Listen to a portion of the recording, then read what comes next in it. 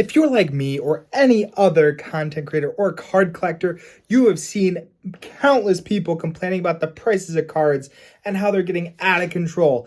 $40 for Topps Chrome Blaster, $1,000 cards, $250,000 bounties on new cards for Topps just to move more cards. What is going on? These prices are out of control.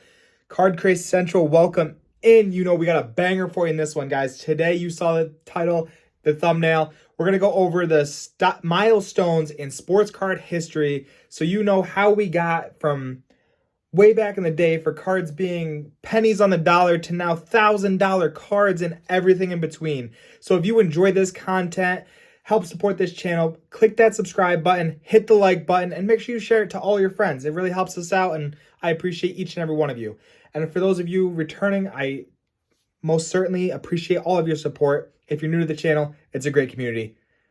You want to be a part of it. I know you do. So hit that subscribe button. Anyway, guys, without further ado, let's get into this video.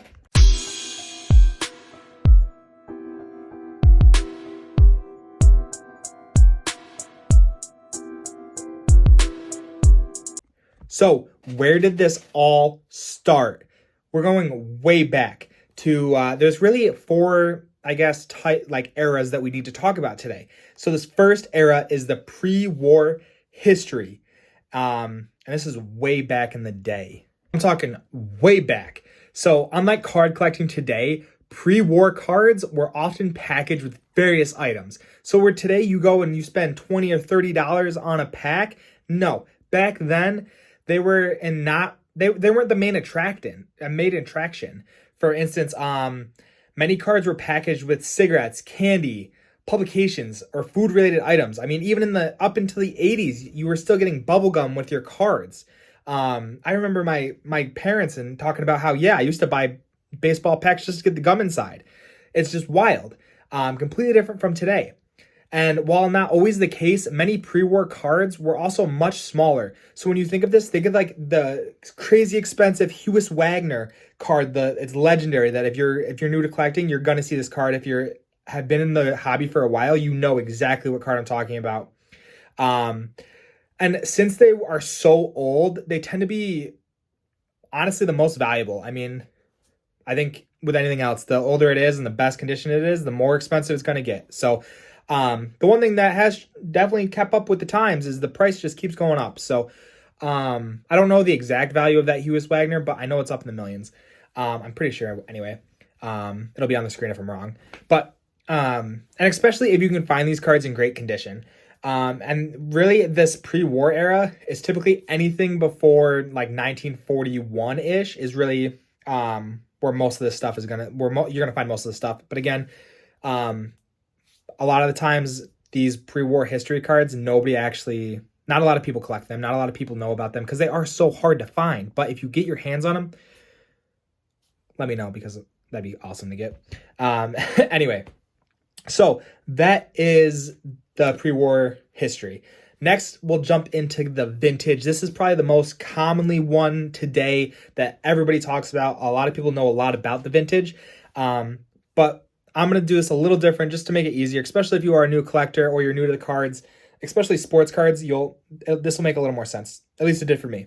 So vintage, we're going to classify anything from 1942 up to 1979. And there's a reason we did that. These are the most common listings you see today. Typically, these cards are classified, like I said, if they were made from 1942 to 1979, and honestly, the most valuable sports card in this is probably the 1952 Topps Mickey Mantle. In 2022, so 2 years ago, I think there's been a more recent sale, but back then, it sold for $12.6 million. So that is awesome. And at the time, it was making it the most valuable piece of sports memorabilia in history. So that is just, that's awesome. I'm a Yankees fan, so obviously would love to have it. And when you go to any card show, or if you watch a lot of the creators on YouTube or TikTok or wherever, a lot of them will talk about the 1952 Mantle. It's just a legendary card. It's iconic. It's a beautiful card. And they don't really come up for sale that often. A lot of it's done in person too, so there's not a ton of comps on it. But yeah, sweet card. And that's kind of the most notable card from this time. But And these are actually getting a lot harder to find, I think, in good condition. And honestly, they're a fun like find when you do find these cards in this area, because I mean they're over almost 100 years old now, 80 years old. For a piece of cardboard, at the end of the day, that's what it is, to last that long and be in good condition. Like, that just speaks volumes too. So, and I'm also super biased. I think these cards, I know a lot of people are PSA believers and really like PSA, and I do too. I think the ultra modern stuff, which we'll get into, definitely PSA, but I don't think there's anything better than a vintage card in an SGC slab. I think the tuxedo looks so good on those. And yeah, so that's vintage era. Now, before we get into the next section of this video, you might be thinking to yourself, why do I care about the pre-war history, the vintage era, whatever two eras you're going to talk about next? Why should I even care as a collector? Well, one thing that I learned super early on in this journey is that an educated buyer is the best buyer. When you're educated and you know the history of cards, you know what you're buying and the reason that's surrounding this, the market trends and what's making the card worth something, the more educated you can be, you're going to have the better outcomes as well too. So everything you can know about the hobby, and the more you dive into understanding, the better, in my opinion. And that's why I'm trying to make this whole series about that and all the lessons I learned along the way, so you don't have to make the mistakes I made and spend a lot of money on cards that just aren't worth it. Shout out to today's sponsor of the video, that big subscribe button. So if you're liking the content this far, make sure you hit that subscribe button and thank them for supporting this video. Anyway, let's get back into it. Also, I think it's super helpful too if you don't know about these things and you can't collect them. Because I think that the hobby right now, there's a lot of people that are talking about buying and selling sports cards, making this a business and going full time in it. But at the end of the day, like, it's a hobby too. Like, there are millions of people that just do this for fun and just want to be in this space because they enjoy sports and they enjoy collecting their athletes they see every Sunday, like on football, or hitting home runs like Ohtani and Judge. It's a hobby. It's building connections too, and we're trying to relive that nostalgia. And each card has memories associated with it too, and there's a sentimental aspect of it. And so yeah. Anyway, going down a rabbit hole. And my main takeaway here is it's not only for value, but also if you didn't know about the pre-war or the vintage era, like, maybe that's something you can now look into, and maybe that's collecting. And that's actually a great segue, because this next era is probably the cheapest option if you want to get into collecting and just want to collect some cards just to get your feet wet with how that works. And I know a lot of people are not going to like this era, but next is the junk wax era. Typically, what we're going to do is we're going to classify this to anywhere from 1980 to 2000 in this junk wax era time frame. And basically, these are cards that were mass printed and therefore unappealing to a lot of collectors, especially flippers, since these cards are not the most valuable. This also means it's a great price for new collectors to start in. Honestly, when I started collecting cards, I bought a brand new box of Topps 2020.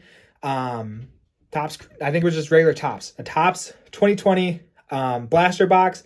And then I told some relatives that I was into baseball cards. I really like it. And they actually gave me a lot of cards from this era. And it really got me back into it and seeing like all these old schools and getting to have those connections with my dad too, about the players that he saw when he was growing up, and we got to bond over that. So I just think the junk wax era is often so overlooked, but there's so much appeal and so many cool things about it, especially if you're getting new to collecting and you want a cheap way to get into the hobby, and just to kind of build a collection.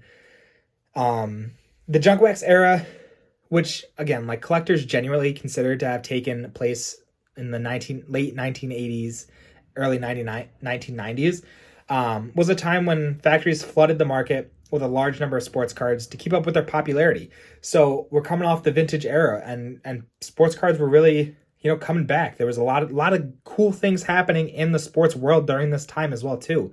There was yeah, I mean, the 80s and 90s just had a bunch of major sporting events. I mean, Google something about sports in the 1980s to 90s. I mean, there were so many cool events. Well, there were a lot of people coming into that market and a lot of people that wanted to collect and saw the value in collecting sports cards in that time.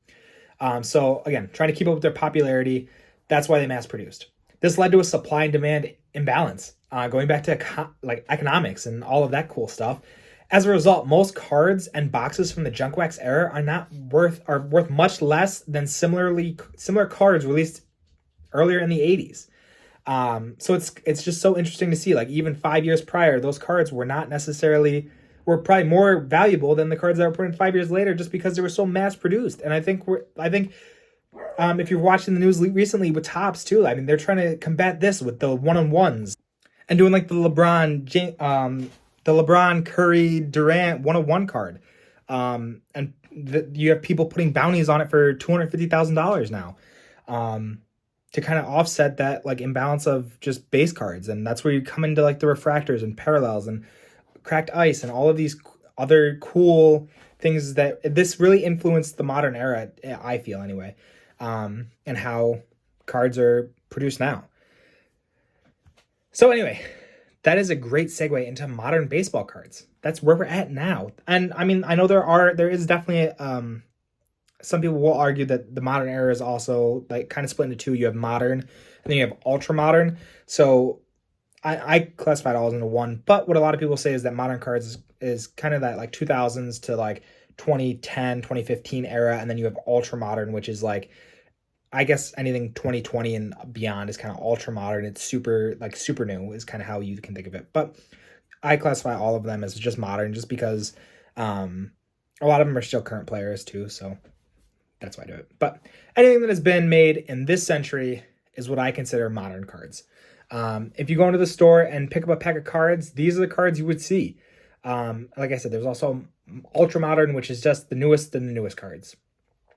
It's an important note too that all of these eras have sub eras to them as well. Like I just mentioned with the ultra modern and modern.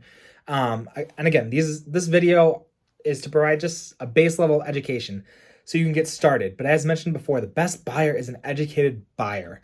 When you find out what you like, then that's when you can dive deeper into understanding those eras and, really have your passion. But you need to know about them before you can dive deep into them, So, yeah, guys. So that is it. Guys, that is all of the key milestones in sports card history from the early days, pre-war history, up to the ultra-modern era. Whew, that was a mouthful. But if you guys learned something new with this, and you enjoyed the content, again, please just smash that like button. Really helps out the channel, really helps get more people to see the video, and it just helps the channel and at the end of it too. Also, if you're watching this video and you're not subscribed, think about subscribing. This is what I do. I try to educate people on what I've learned, pass the knowledge along. If I miss something too, please let me know down in the comments. Let's build a community. Let's make it better for everybody. But yeah, guys, if you enjoyed this content, make sure you check out this video right here. It's a great video. I've watched it. I made it, but it's a good video. I'd watch it again. If you don't want to watch that video, check out this series right here. It's all about education. And yeah, how much fun it is to collect sports cards. Until next time, guys. See you later. Make sure you tell someone you love them today. All right, later.